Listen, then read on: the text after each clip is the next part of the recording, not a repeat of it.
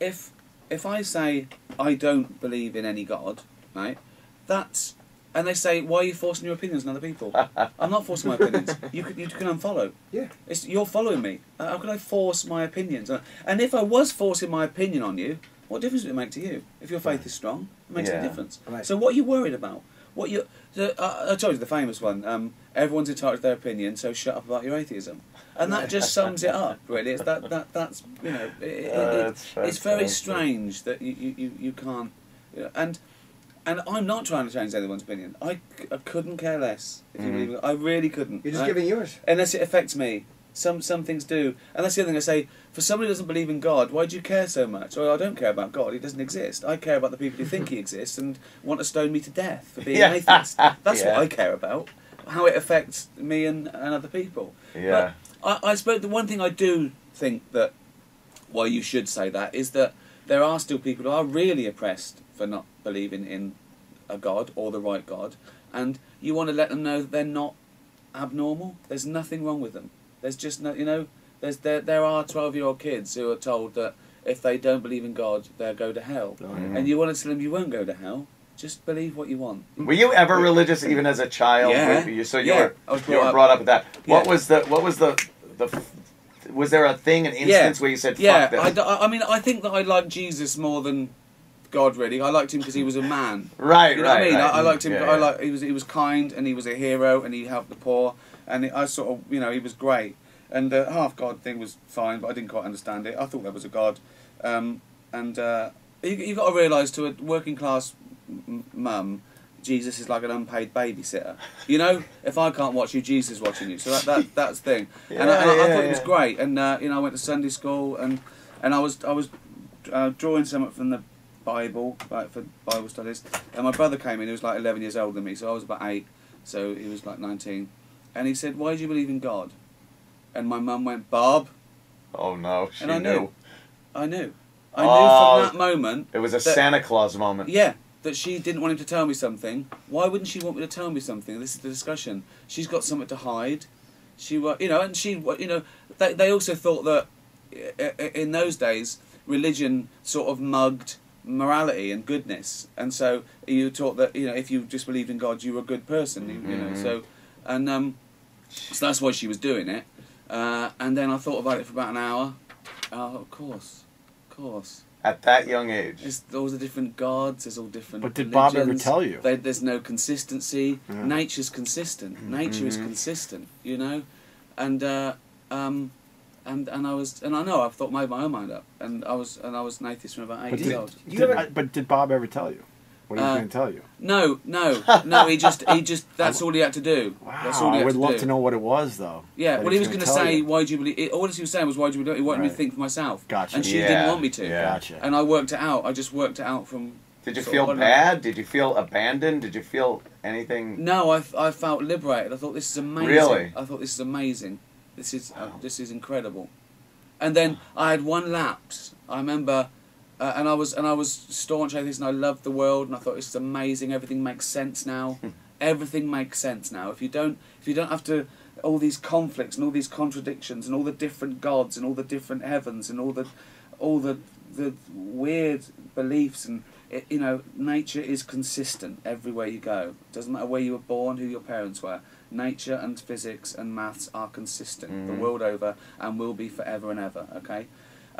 But I was studying for an exam when I was about 15, and there's this flower, right, that's got a little lever that when the bee comes and lands on it, the stamen comes down and touches a bit of pollen on the bee, then goes to another flower and the female comes down, and I understood evolution, and I had a crisis, and I locked myself in my bedroom, and I was going, oh my God, how can that, and I just calmed down and I worked out, I go, okay, yeah, of course, natural selection. And I worked through it again, and I came out, and I was fine. But I think that's what some people have. They think they can't. Everything's too perfect because they can't understand. They give evolution a will. They give natural selection a will, like that was aiming at So something. you were looking at that and thinking, well, this has to be some kind of divine intervention. Yeah, because it shocked me. It caught me unawares, and I think I was stressed. And what are the odds that this is going to work like this without some kind of... And because it works, it works when you like everything else. It took 1 billion years. Yeah. And slowly, it just happens. You also got to think of all the things that don't work that we don't see because they're not there. Because they didn't work. 99% of all animal species that ever existed are now extinct. Right. So this 5 million plus species, including some insects we don't even know there, that is 1%. That is 1%. Like the rabbit on crutches never made it. That was one that just didn't quite survive in a while. The goopy machine that we are is an odd thing when you really start getting into vision and and the amazing quickness we have to respond to things physically. We're just to move. We're an evolved machine. 3.5 billion years of slight changes that were favoured or we passed on genetic material.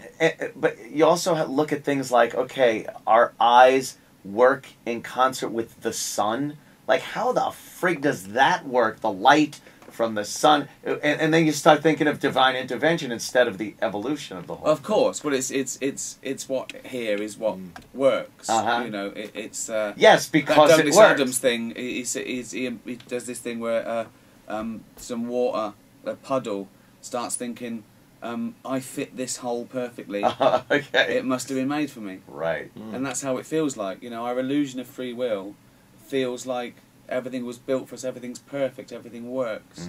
Well, of course it does, because it wouldn't be around if it didn't. Because if it didn't work, But it's also a hard thing for me to, like, and I believed growing up, and it's like, I've gotten farther and farther away from believing. It's really difficult to believe anymore. Like, the more you read and learn, and it's just like hard to buy But the idea that I struggle with is ceasing to exist. That's what bothers me. But why? But you didn't exist for 14 billion years. Right. What did it feel like? It was boring. Like, I just wanted to get in the game. Yeah. We have this illusion for free will, for consciousness for 100 years, and then we're gone, and our atoms are spread out again. But it's almost like once you taste it, like I know I won't even know that it's not there. Of course. But it's just that's usual. Of course we do. We love this. We love life. It's amazing. We're thinking. We're doing stuff. But how do you handle that? How do you handle your own death?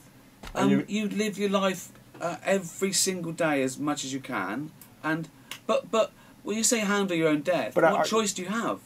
It's not like you go, you want to live forever. Okay, anyone who wants to live forever on the left. Anyone who doesn't, you haven't got a choice anyway. So you've got to live with it. And I just think I mean, I'm worried about dying. I don't want to die in agony or lonely or anytime soon. hung for stealing a lamb. You know what I mean? But I think that pack it all in and then there's nothing you can do about it. Yeah. Just, I mean, hopefully when I'm, in agony and there's nothing I can do, there'll be a pill I can get from, CVS. You know what I mean? Yeah. So how scared? How scared are you of it? I don't think about it much, but I mean, if I wake up and I find a lump, I think that's it. Right. I've blown it. I've got 6 months. Remember when you first? Remember when you first realized you were going to die someday? Jeez. That feeling you had, though? Yeah. Holy fuck. Well, it was funny because I brutal. I remember my first taste of it. It might have been after I was an atheist.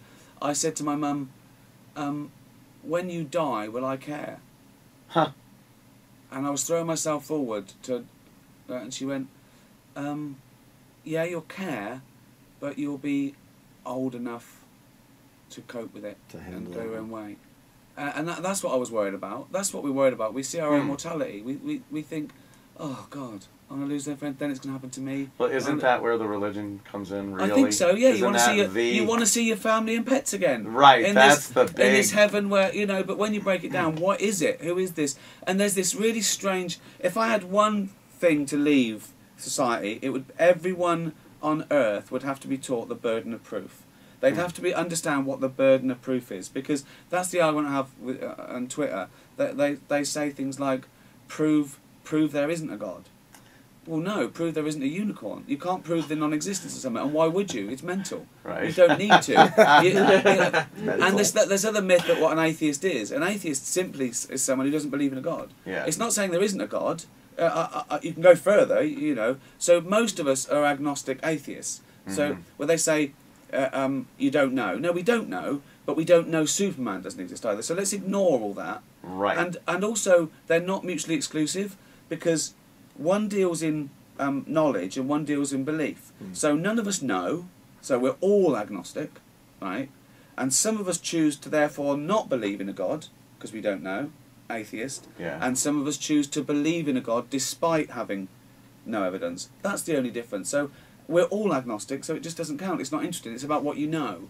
I think it's there to answer all the mysteries, and without even a real answer. Yeah. It's there to give comfort to people, especially early on in civilization, when I you really agree. didn't have an understanding of things. Yeah. And you were like, oh, what happens? Oh, I'm not going to see that person ever again. No, you know what? There's a God, there's a heaven, it's going to be Do you great. know what? I'm guilty of it myself. When my mum was dying, and she was dying for quite a while, she had lung cancer, 6 months, I knew that if she said, do you think there's a God? I'd have said, I don't know, but yeah, probably. Right. I couldn't sit down For comfort. and that at that stage, yeah. And tell her what, you know, because Right. there's no good. And I think that's how, you know, I think spirituality certainly started probably well. It started out well. It started comfort or not knowing. Religion's somewhat different. Religion is purely a power struggle. Do you have a spirituality about yourself? Yeah, only that I'm in awe. I don't need a God to be in awe of a mountain or in awe of that flower or in awe of this illusion of free will or how amazing life is. Do you think being good has any payoff in life? Yes, it does. And what is? It's that I want people to treat me as I treat them, and it has its own rewards. Being kind and nice to people is rewarding. It's a lovely feeling. It's a lovely feeling to help someone or be kind or make someone smile or make someone feel better. Do you know what I mean? No, I heal know someone. It's a brilliant feeling. You don't need to think that you'll be rewarded in heaven. Mm-hmm. You're rewarded now. And if you think that you're sent to hell if you're bad and you're sent to heaven if you're good, if that's your reason for being good, you're not good. You're Pavlov's dog. It's a very selfish. I don't think there's a heaven and I don't think there's a hell. But you know what? Be nice anyway. Why would you spend 75, 80 some odd years sacrificing what you have here? Yeah. All that wonder and Yeah. stuff here for some maybe payoff based on nothing but faith and this weird Of belief. course, this is guaranteed. Right, we know this right, is here. right. Let's make the most of this. Then it doesn't matter But you're because supposed you won't to know. sacrifice the mortal pleasures in order to Because show that some you're weird faithful. guy a few thousand years ago said so. Right. Some little weird desert dweller who hated gays, women, right, and wanted power and was angry because he lived in the desert and could only beat himself stupid every night, wanted to make everyone pay. Right. And he wanted a piece of it, you know. It's so obvious the Bible's written by men seizing power. Yes. It's like it's ludicrous. I mean, it really it's seems laughable. a waste to just use all this time. I know. There's a great lyric. There's a great my favourite band at the moment is Kil Moon, and there's a lyric where he ponders to think there's an afterlife. Probably not. And then and he's saying to this person who's worried about living the life, he said, "You wasted life. Why wouldn't you waste death?" It's like if you waste this one, you'll waste. Then you'll waste the next one. And... What do you do when you're up there? What are the rules of heaven? What can we do? Wow. You can have What sex. can You we can have do? sex in churches in heaven because it's whatever you want to do. So you can go and have sex So in you churches can do that. in heaven. You know what though? You'd be told that, but you wouldn't want to. You wouldn't want to. Right. That's it. There was always a thing. My parents would tell me things like that, like, "Oh, it's like, what's heaven? What is? It's anything you want. You get anything." And as a child, all I'm Can thinking it not is like exist? Christmas. No. You No, can't do it's that. not right. Goddamn paradox. Yeah. It was always based on something like Christmas or like, this is going to be great. I could have anything I want. So what? Toys? It's so funny, isn't it? That Yeah, there's no yeah. consistency. Everyone's None. No consistency. Some people don't get into heaven. Wrong religions don't get into heaven. And You're then, the wrong religion. You could be It's Right. it's odd, isn't it? and You then know? my grandma was there to greet me when I went to heaven. Did she want to be 80 years old in heaven? So when I greeted her, she would be my grandma, or did she want to be like she was in her 20s and Well, also having you can fun? Like, an atheist can't get into heaven, right? I But guess someone not. who murders someone and then says sorry on his deathbed can be. It's a little loophole there. No, you know what I mean? Some of the tax laws. It's full of murderers who said sorry. It's just... Right at the and they're last minute. victims who didn't do anything wrong. No, so, hold on. So if you murder an atheist, he goes to hell. He'll have to say sorry and you go to heaven. Yeah, that's the way it works out. That's not right, is it? And all the other people you killed are forced to interact with you in heaven. Hey, I said I was sorry. You still have a fucking axe wound in your head. Yeah, What are you doing here? I said sorry.